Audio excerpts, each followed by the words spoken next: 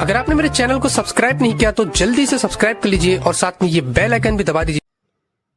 पहला सवाल कह रहा है किसी समचतुर्भुज के आसन कोण का अनुपात 3:6 है। समचतुर्भुज के सबसे छोटे कोण की माप क्या होगी। तो एक समचतुर्भुज है जिसके आसन कोण का वैल्यू कितना दे रखा है, एक का 3 और दूसरा का 6। अगर इस दोनों का सम अगर हम निकालें तो कितना आ जाएगा 9। जबकि हम जानते हैं किसी समचतुर्भुज में आसन कोण का योग कितना होता है 180।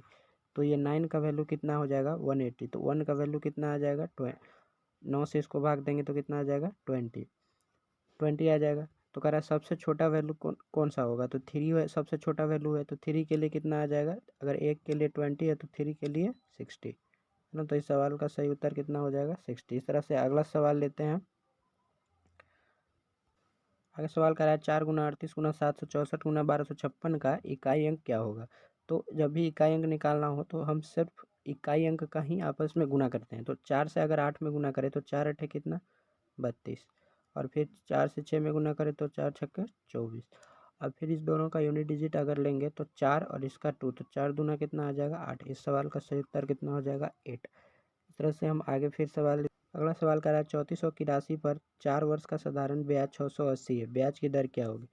तो हम जानते हैं कि ब्याज का दर हमेशा 100 रुपया पर निकाला जाता है 1 साल के लिए, है ना। तो 1 साल के लिए अगर 4 वर्ष के लिए 680 रुपया है तो एक वर्ष के लिए कितना आ जाएगा।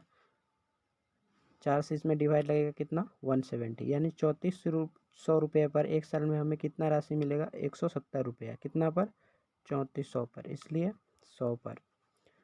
00 से 00 कैंसिल और इससे ही 5 बार में कैंसिल। तो हमारा रेट कितना आ जाएगा 5%। सवाल का सही उत्तर हो जाएगा। आइए अगला सवाल कह रहा है कि एक आयत की लंबाई इसकी चौड़ाई से 2 गुनी है और आयत का परिमाप 48 सेंटीमीटर है। कोई दिक्कत नहीं है, एक आयत है, इसका जो मान लेते हैं ये लंबाई है 2 और इसका चौड़ाई कितना है 1। तो कह रहा है इसका परिमाप 48 है, लेकिन अगर ऐसा आयत हो तो इसका परिमाप कितना आ जाएगा 2 1 3 और 3 दूना 6। तो 6 का वैल्यू कितना दे रखा है 48। तो 1 का वैल्यू कितना हो जाएगा 8। तो 1 का वैल्यू 8 होगा, यानी 2 का वैल्यू 16 और इस 1 का वैल्यू 8। तो लंबाई हो जाएगा 16 और चौड़ाई कितना हो जाएगा 8। तो क्षेत्रफल निकालने के लिए बोल रहा है तो 16 से 8 में अगर हम गुना करें 16 × 8 कितना आ जाएगा 128। इस सवाल का सही उत्तर हो जाएगा। आइए अगला सवाल। नेक्स्ट सवाल कर रहा है कि एक धनराशि का 10% दर से 2 वर्ष का साधारण ब्याज 500 रुपया है।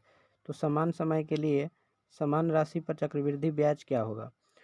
तो ऐसे सवाल में हम जानते हैं कि जो साधारण ब्याज होता है हर साल सेम ही मिलता है, यानी इसे 2 साल में 500 रुपया मिल रहा है, यानी कि पहले साल भी 250 मिला होगा और उसके अगले साल भी कितना मिला होगा 250 मिला होगा। लेकिन चक्रवृद्धि ब्याज में अंतर कितना कहा जाता है कि पहले वर्ष में मिली जो ब्याज की राशि होती है उस पर पुनः एक ब्याज मिलता है।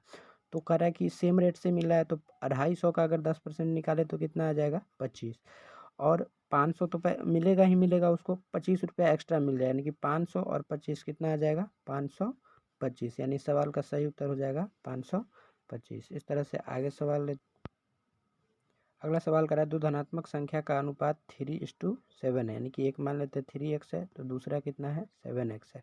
अब इस दोनों का लघुत्तम समापवर्तक 231 दिया हुआ है, तो इस दोनों का अगर एलसीएम निकाले तो कितना आ जाएगा 21x, और जबकि ये बराबर होना चाहिए किसके 231 से। अगर 21 से इसको काटे तो कितना 21 एकम 21 और फिर 21 से 21 एकम 21, यानी x का वैल्यू कितना आ जाएगा 11।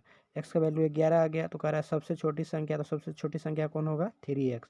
तो यहाँ x का मान 11 रखेंगे तो 11 तिया कितना आ जाएगा 33। सवाल का सही उत्तर कितना हो जाएगा 33।